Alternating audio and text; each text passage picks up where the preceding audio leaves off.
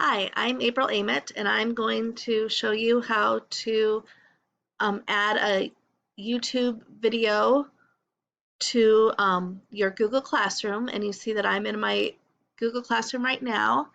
So if you go to Classwork and you go to Create, and you can use it under Assignment or Question or Material. I'll just put it under Material.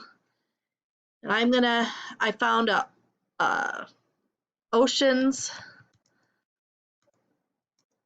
oceans of the world, um, a cool video about the oceans of the world. Video and learn about the 5 main oceans of the world. So you go down here to your YouTube and just go oceans of the world. If I can type. And it was this Five Oceans song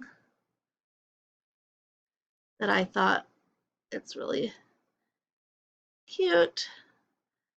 Um, so you press on that,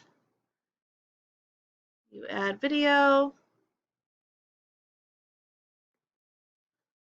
and then, yeah, and I would have it under social studies.